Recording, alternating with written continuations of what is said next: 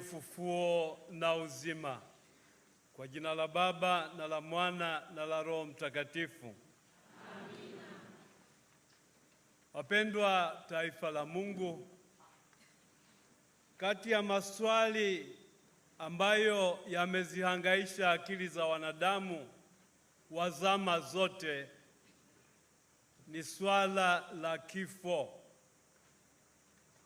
na swala la mateso. Wanadamu wanajiuliza,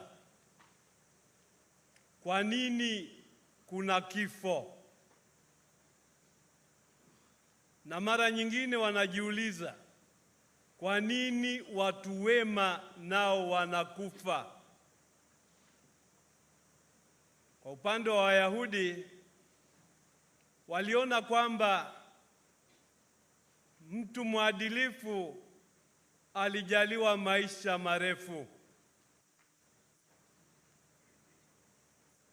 maisha yasiyo na mahangaiko, maisha ya mafanikio. Lakini hilo halikutosha, maana waliona pia kwamba wako watu ambao wanamcha Mungu, wanaishi kiadilifu, lakini watu hao wanapata mateso, wanapata majaribu na hata wanakabili kifo. Kwa nini?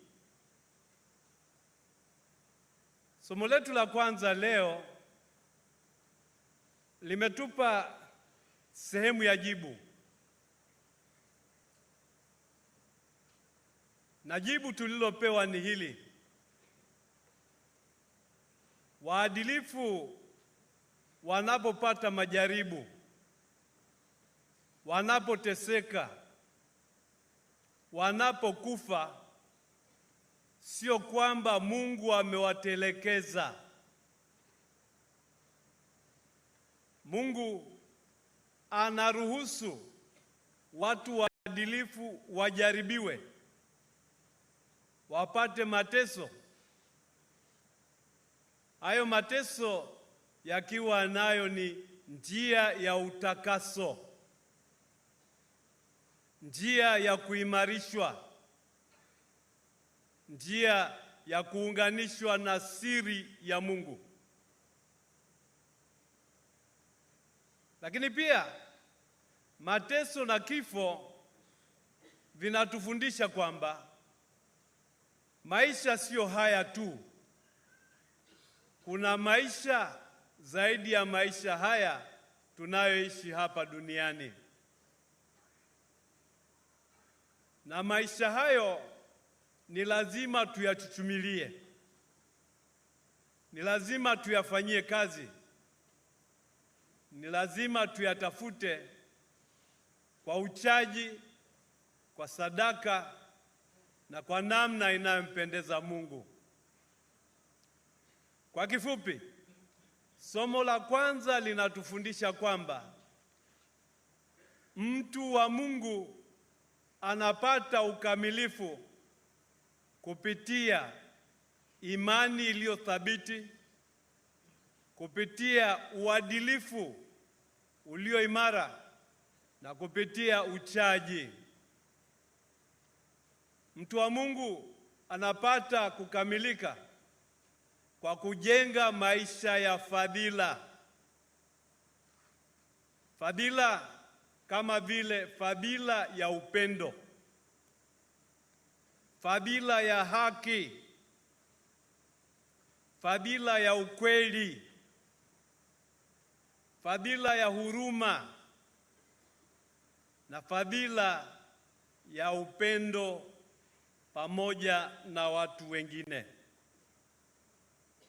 Nasi tunaoadhimisha leo misa hii ya kumsindikiza mpendwa wetu Kardinali Polycarp Pengo, tunaitwa tujenge fadhila zinazompendeza Mungu, fadhila zitakazotufanya tuweze kuwa warithi pamoja na wateule wa Mungu.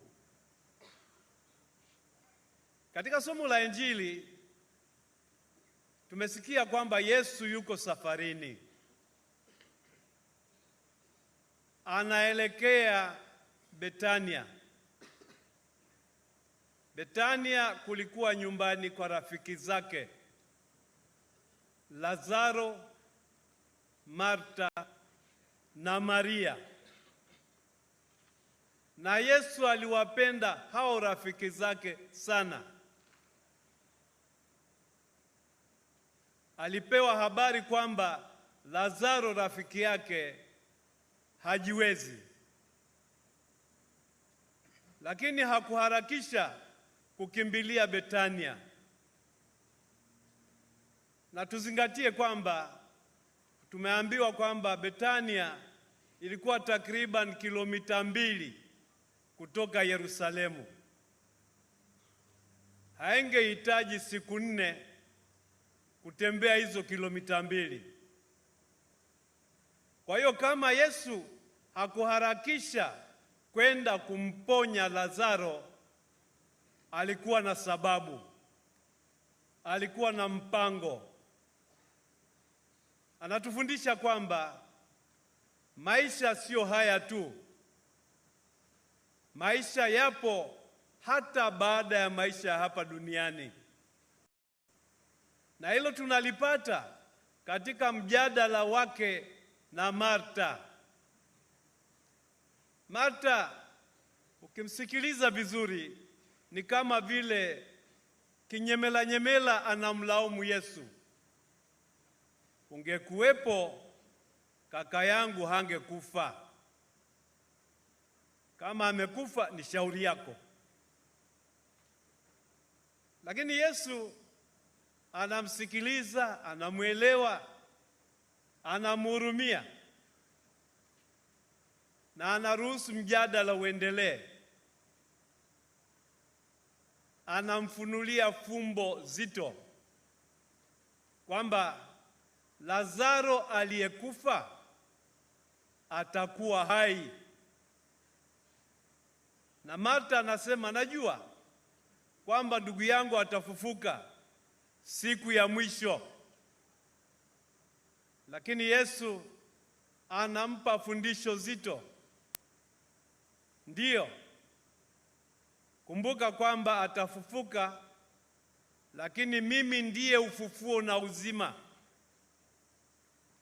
Yeyote aniaminie hata kufa kamwe, bali atakuwa na uzima wa milele. Sisi tuko hapa kwa sababu tunamwamini Kristo. Tunamwamini Yesu aliyeteswa, aliyekufa, aliyefufuka, akawa mshindi na mtukufu. Huyo ndiye Mwokozi wetu, huyo ndiyo tegemeo letu, huyo ndiye kimbilio letu. Na huyo ndiye Yesu ambaye ni kimbilio la Lazaro marehemu. Kristo mfufuka atampa Lazaro uzima mpya. Marta anamwambia Yesu kwamba anaamini kwamba Yesu ni ufufuo na uzima. Nasi tumekusanyika hapa leo tukiamini kwamba Yesu ni ufufuo na uzima, na kwamba mpendwa wetu Polycarp Kardinal Pengo hatokomei kwa kufa, ataishi pamoja na Kristo. Kristo ambaye amemwamini, Kristo ambaye amemtumikia, Kristo ambaye amemtangaza na kumshuhudia, na amemshuhudia kwa maneno na kwa maisha yake yote. Sisi tunaadhimisha misa hii pamoja na majonzi tulio nayo. Tunapenda adhimisho hili liwe ni adhimisho la shukrani. Shukrani kwa sababu zifuatazo. Kwanza, kwa sababu Mungu alimzawadia mpendwa wetu uhai wa hapa duniani. Lakini sio hiyo tu, namshukuru Mungu kwa sababu alimjalia kumfahamu Kristo, kumwamini na kumpokea kwa njia ya ubatizo. Akafa pamoja naye na akafufuka pamoja naye. Jambo la tatu, tunamshukuru Mungu kwa sababu alimjalia wito uliojengwa juu ya msingi wa imani yake, imani ya ubatizo. Amepokea wito huo, akawa padre na akaishi upadre kwa miaka 55. Miaka 55 ambaye kwa umri wetu wengi hapa Tanzania ni umri wa mtu mzima. Tanzania baadhi hujitangaza kwamba wamefikia ustaafu wakifikia miaka 50 na wanataka watambuliwe kama wazee. Kardinal Pengo kwa miaka yake 55 ya upadre ameishi upadre mpaka ukongwe. Namshukuru Mungu aliyemjalia hivyo. Na ameishi huo upadre sio kwa kubangaiza. Ameuishi kwa kujituma. Ameuishi kwa kujitoa. Ameuishi kwa kujisadaka. Akalijenga kanisa la Mungu, akaujenga ufalme wa Mungu. Jambo la tatu, Mungu amemuita akawa askofu. Akawa askofu kwanza wa jimbo la Nachingwea, baadaye akawa askofu wa jimbo la Tunduru Masasi, na hatimaye askofu mkuu wa jimbo kuu la Dar es Salaam. Kwa miaka isiyopungua 42 amehudumu kama askofu, na tunaenzi utume alioufanya ambao umelijenga na kuliimarisha kanisa. Kwa kifupi, kwa utume wake ameujenga ufalme wa Mungu katika mioyo ya watu, katika familia zetu, katika jumuiya zetu na katika makando yetu. Tunamwomba Mungu amjalie sasa pumziko pamoja na wateule wake. Katika somo letu la pili la leo, Paulo mtume anatupa fundisho zito. Anatufundisha kwamba maisha yetu yana lengo. Maisha yetu yana umaana.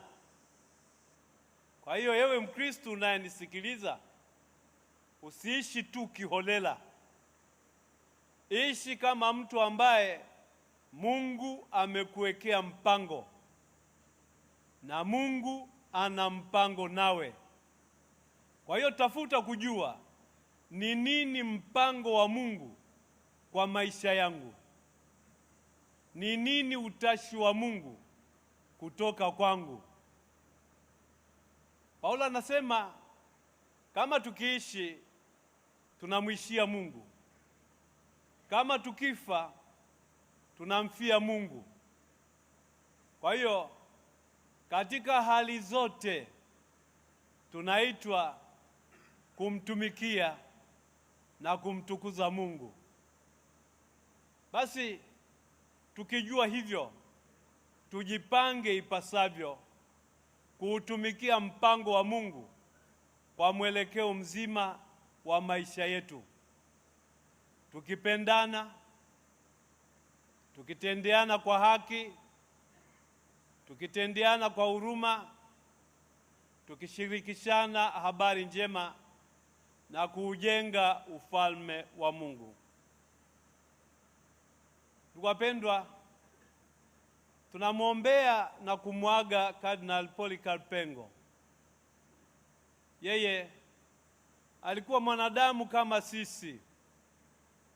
Kwa hiyo tunapomwombea tunapenda kutambua kwamba katika ufuasi, katika majitoleo na katika utumishi wake, kama kuna lolote lililopungua, basi Mwenyezi Mungu mwingi wa huruma amsamehe na kumjalia pumziko la milele.